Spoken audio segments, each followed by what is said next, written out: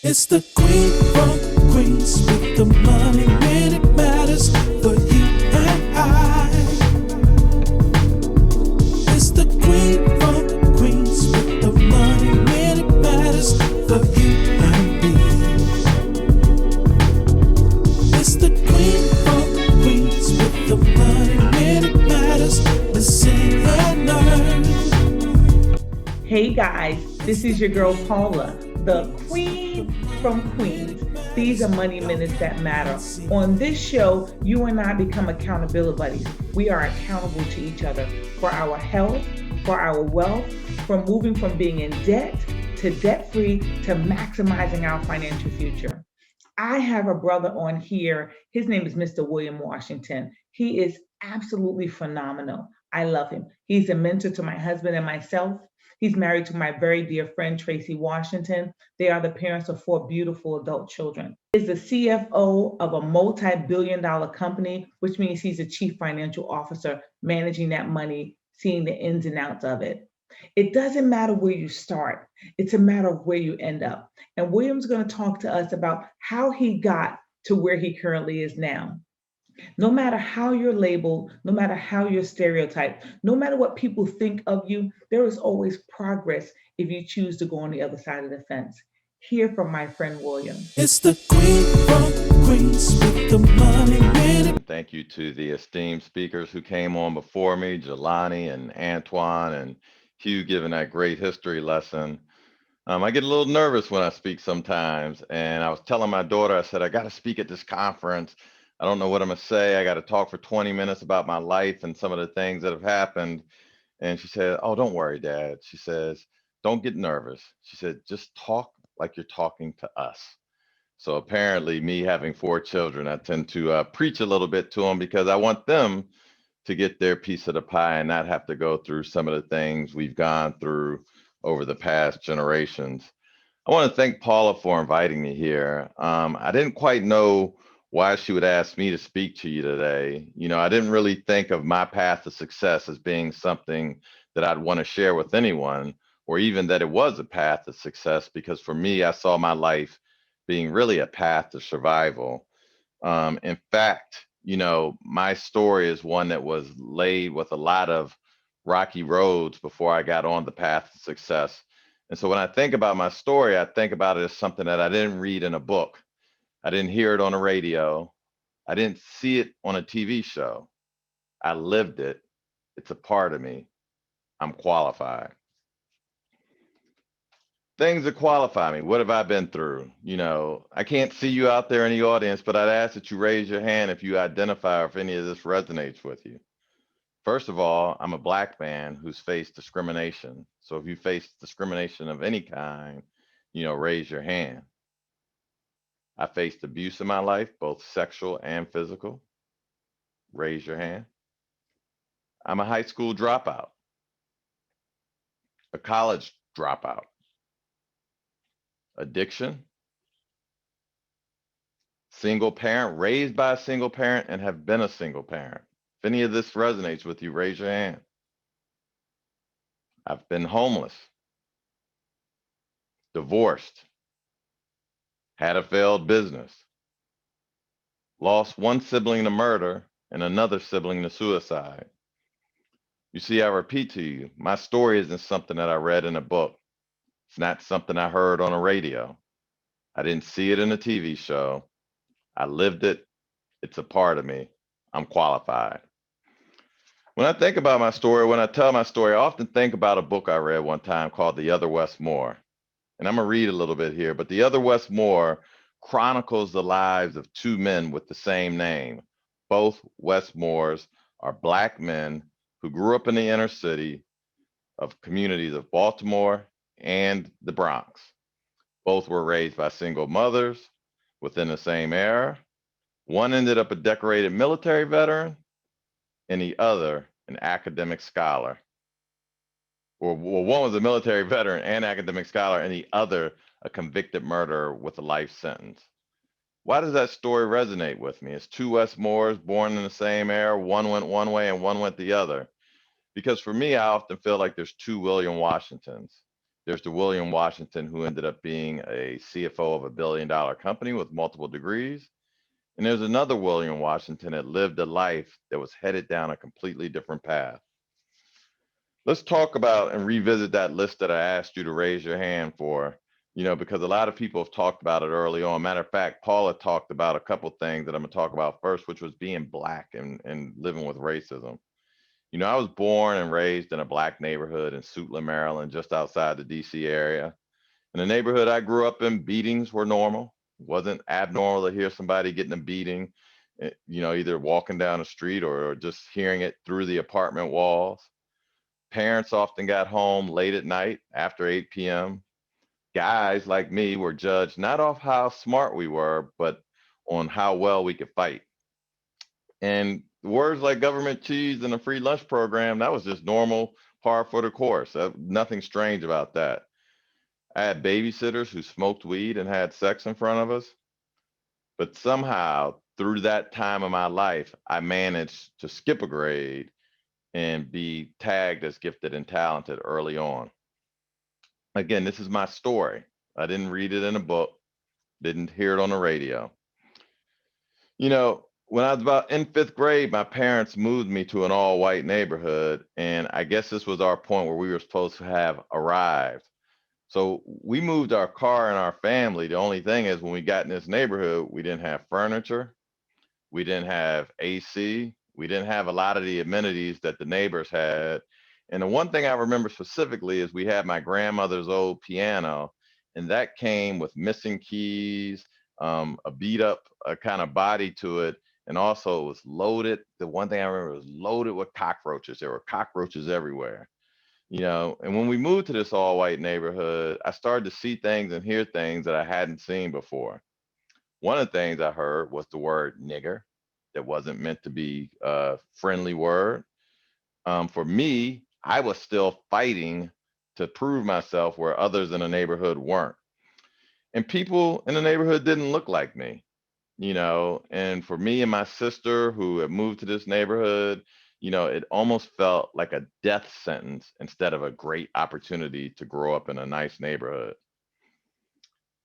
The experiences we had early on in that neighborhood didn't lead me down the path of success. Matter of fact, it was quite the opposite.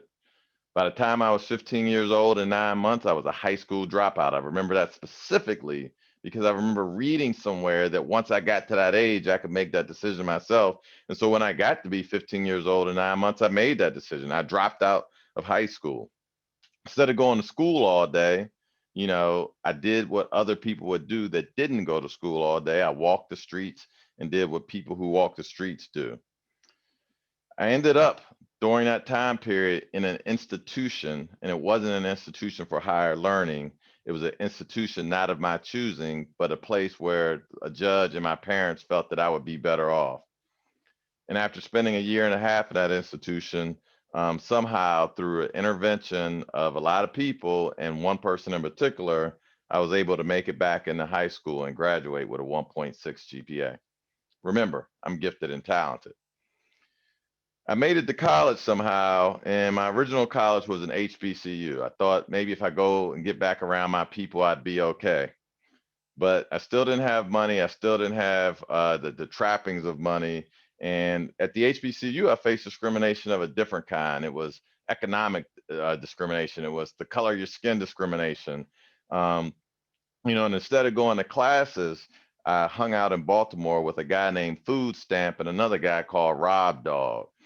And after sitting around planning things with them that college students shouldn't be planning, I eventually ended up a one semester student in college and being evicted from the apartment that I'd somehow managed to get.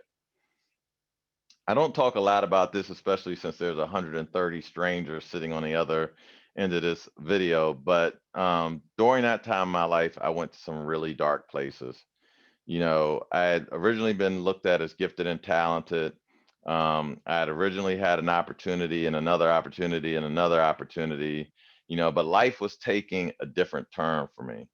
Life was starting to show me some things that the other Westmore would have experienced.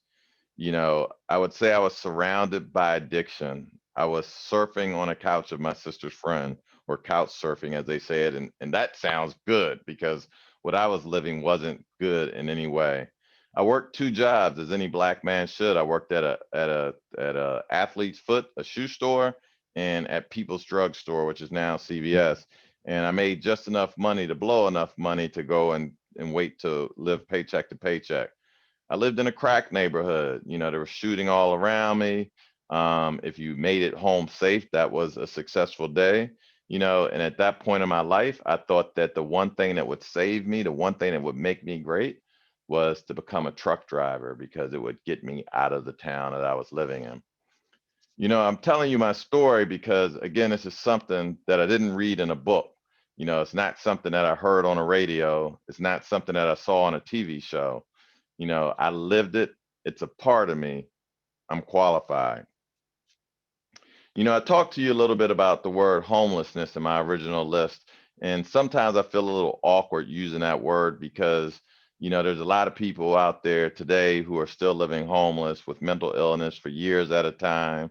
And for me, I never knew if homelessness was really a choice or if it was a state that I had actually been sent to. But for me, it's a reality.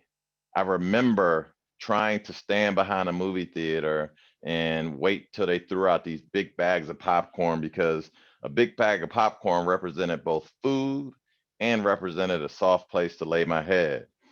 I remember hanging around the backside of the gym and playing basketball and sticking a soda can in the gym door at night so that I could sneak back in after the janitor left at midnight and sleep on the gymnastics mats that were in the gym, hoping not to sleep so hard that I couldn't wake myself up in the morning. I walked the streets at night because I knew it was a 30-minute walk, walking from one end of the streets to the other. And if I walked it 16 times, the sunlight would come back up and I'd be okay. You see, my story is something that I didn't read in a book.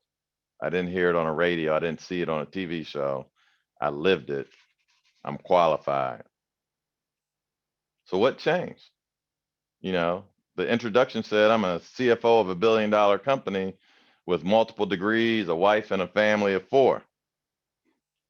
Sometimes the changes in life can come from the education that we're getting here today. It can come from being in that institution that we're all talking about, or I talked about earlier. It can be a small ripple. For me, it was a phone call. It was a phone call from a family member that invited me to come down to Mississippi and start life all over again. Now, I'd had starts over again. I had second chances and third chances and fourth chances, but that phone call in particular came on a particular day in my life where just the day before I had made another phone call to a family friend who I knew was what we would call a successful drug dealer. It was the early 90s, and crack was king in the DC area. And I had just about thrown my hands up to every opportunity that was possible. And when I got that phone call, I had the choice between going one route, Westmore 1, or going this other route, Westmore 2. I decided to make the 1,200-mile journey from DC to Mississippi. And to shorten the story, I would tell you that I got into college on an amnesty program and I took two classes. I remember two classes during the summer. I hadn't taken classes in a while. It'd been over 5 years. Last time I had been in school, it wasn't a success. And I got two A's during that summer school class because I was desperate. When I got those two A's, someone at the school came and called me and said, William, you got a 4.0 GPA. We're going to give you a full scholarship. Now, you're talking to somebody who had a couple $100 in the bank and was living on food stamps. And someone told me I suddenly had an opportunity to go to school on a full scholarship after I got two A's. So when the next summer session came along, I was like, I'm gonna get two more of those A's and maybe they'll give me some more money. And that money was enough to not only cover the tuition and books, but it was enough money to feed me because at this point I was a single parent. And that's where I get to the topic or the subject of my call, of my talk, where I said I started getting focused with this intense intentionality. I knew that if I didn't want to go back to where I've been, that I need to start getting a laser like focus for where I wanted to go. you know, and I had already worked two jobs, lived in a crack neighborhood, battled addictions, battled homelessness, battled everything else. And if the only thing I had to do was to go to school from 9 to 5, I felt like that was a luxury that was the other side of the track that I had yet to be on. So I would drop my son off at the daycare in the morning. I'd go to class from 9 to 12, and from 12 to 5, I'd go to the library. 12 to 3, I would go to the library. And then from 3 to 5, I would play basketball because I still wanted some balance in my life. But the focus came from the time that I spent in the library. I went to the library every single day because I wanted to get those A's. I wanted to get that money. I wanted to graduate and give my son a life that I had never had myself. And I ended up graduating from college, magna cum laude, with a 3.6 something GPA, and my life started to turn around. And in college, I read a book. It was Steve Covey's 7 Habits of Highly Successful People. I'll never forget it. It changed my life. That book had 7 habits that I believe that if you adopt or anyone adopts, it can be a blueprint for living a life of intentionality. The 7 habits included: be proactive, begin with the end in mind, put first things first, think win-win, seek first to understand and then to be understood, synergize, and sharpen the saw. Those are 7 habits. You can look them up later. Google's a wonderful thing, but I wanted to focus on 3 of the habits that really made a difference in my life. The first one was begin with the end in mind. When I got to college and I started majoring in finance, I knew right then and there that I didn't want to go back to that job at CVS and Athlete's Foot.